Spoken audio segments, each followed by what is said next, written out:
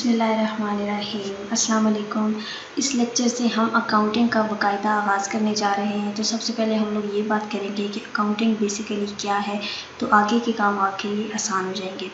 हमने यहाँ पर एक डेफिनेशन लिखी हुई है कि अकाउंटिंग क्या है। Accounting is an art of recording, classifying, summarising and reporting financial position of an organisation.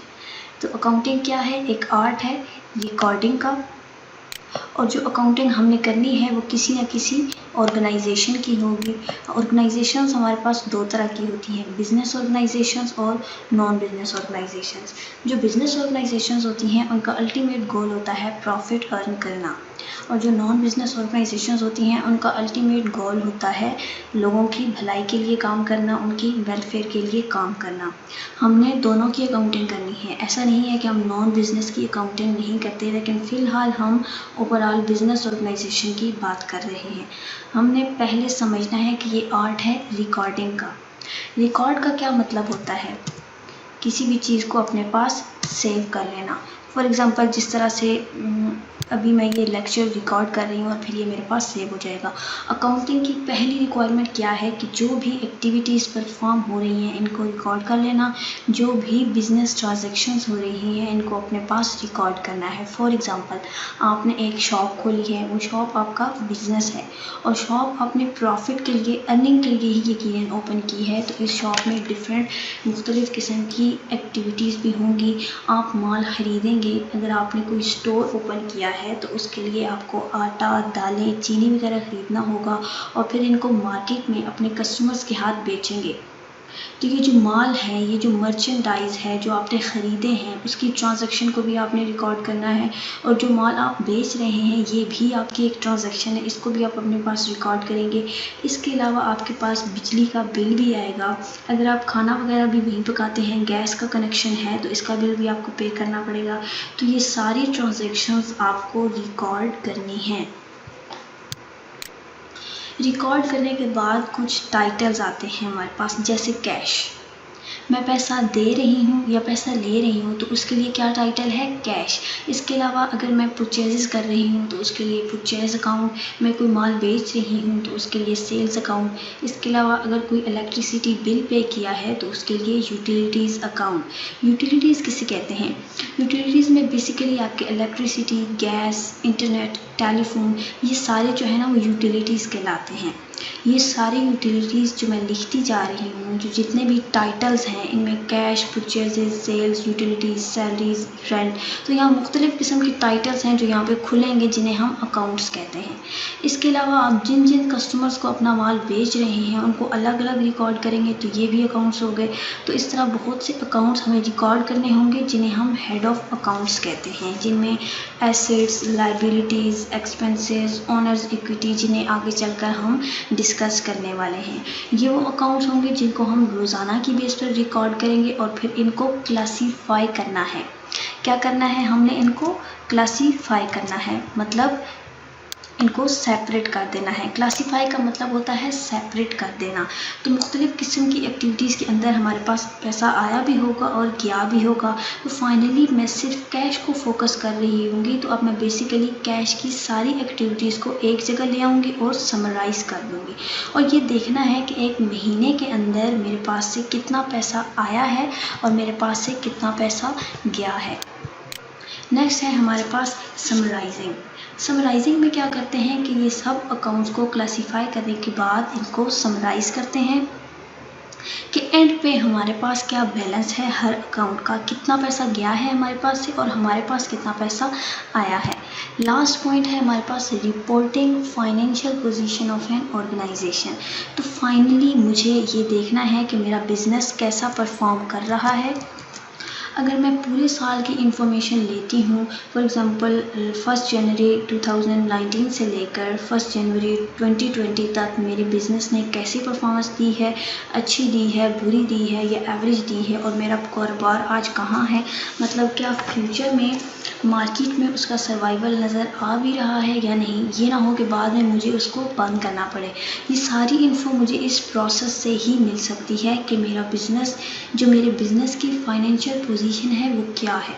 तो इसको हम फाइनेंशियल रिपोर्ट्स की शक्ल में बना लेते हैं। लेकिन अगर मैंने शुरू में ही अपने डाटा को रिकॉर्ड नहीं किया होगा, उसे क्लासीफाई नहीं किया होगा, उसे समराइज़ नहीं किया होगा, तो यकीनन मेरे लिए ये एक मुश्किल अमर होगा।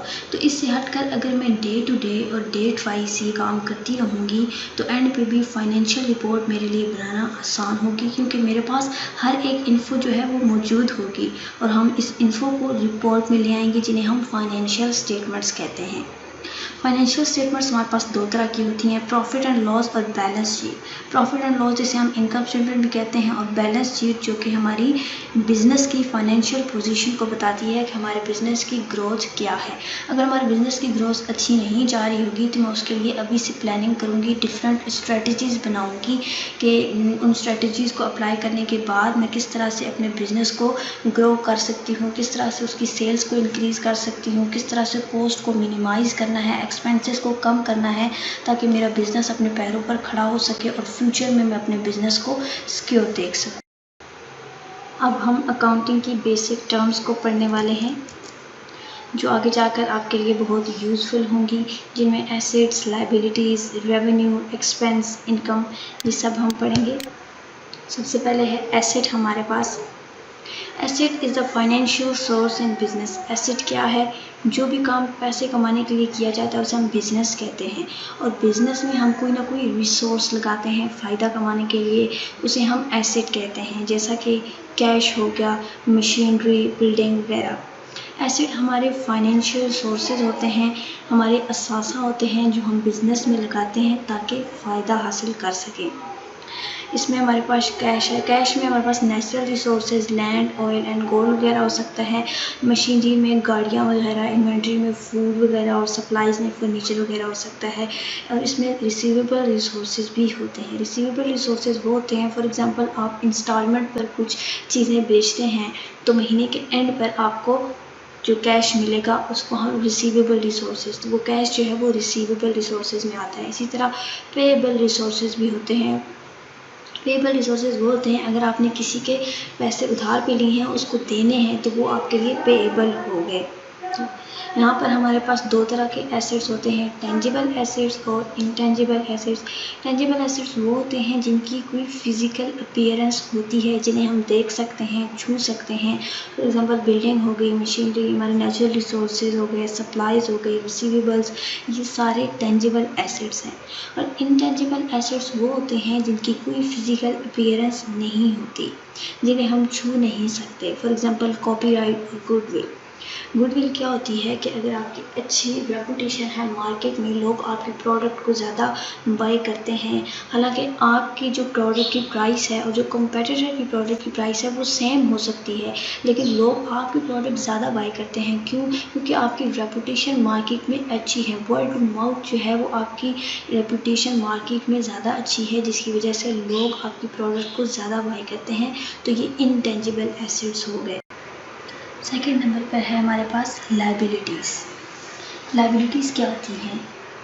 कारोबार में जो आपने कर्जा लिया होता है। Liabilities are financial obligations. जो चीज़, वो जिम्मेदारी जो आपने अदा करनी है, वो कर्जा जो आपने वापस करना है। ऑब्लिगेशंस का मतलब होता है जिम्मेदारी। तो वो कर्जे जो आपने लिए हैं और आपने वापस करने हैं। फॉर एग्जांपल आपने किसी से कैश उधार पे लिया है अपने बिजनेस में लगाने के लिए, तो जो कैश आपके पास आया है वो आपका एसेट तो है, लेकिन आपने उसको वापस भी करना है। वो जिम्मेदारी है जो आपने अदा करनी है, वापस करना है उसको। तो ये आपके लिए लोन है, कर्जा है, लायबिलिटी है आपकी। इसकी कुछ एग्जांपल्स हैं, इसमें लोन्स और पेएबल आते हैं। पेएबल जैसा कि हमने पीछे डिस्कस किया है कि वो कर्जा जो आपने वापस करना होता है उसको पेएबल कहते हैं। इसमें सैलरी पेएबल है, आपने एम्प्लॉयज़ को अपने पास काम पे रखा है, उनको सैलरी पे करनी है, लेकिन अगर एक मंथ में आपने उनको सैलरी पे नहीं की है तो नेक्स्ट मंथ में आपने उनको डबल सैलरी पे करनी पड़ेगी। तो ये आपके लिए कर्जा हो गया जो आपने अगले मंथ में डबल पे करके जो है वो देना है उनको। यूटिलिटीज़ पेएबल, आपके बिल्स वगैरह आते हैं, आपने उनको यकीनन पे करना है। ऑब्वियस है, जब आपके पास बिल आता है तो आपने उसको पे करना है। नेक्स्ट हमारे पास क्या है? Revenue. Revenue is amount earn in business. जो बिजनेस में आप कमाते हैं वो आपका रेवेन्यू होता है। For example sale revenue.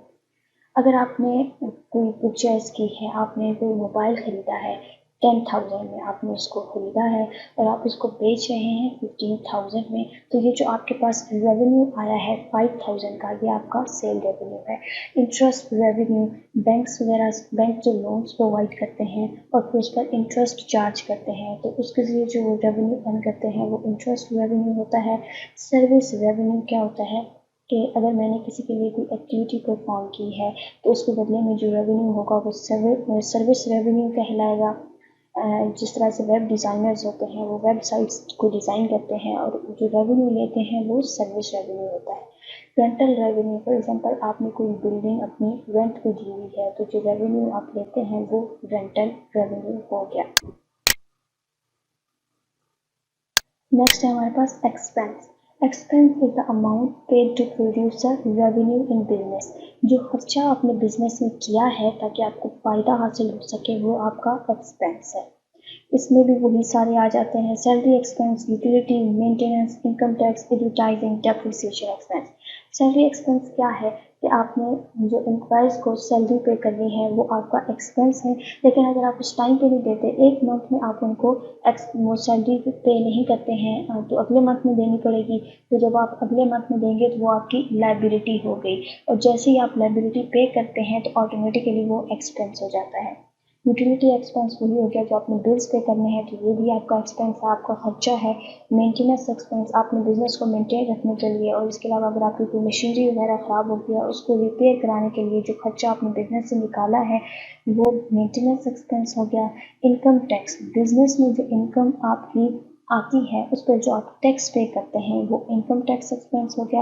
Advertising expense, अपने बिजनेस को प्रमोट करने के लिए जो खर्चा आप करते हैं वो एडवर्टाइजिंग एक्सपेंस हो गया। फिफ्थ नंबर पर आता है डेप्रिसिएशन एक्सपेंस। ये क्या है? डेप्रिसिएशन क्या होती है?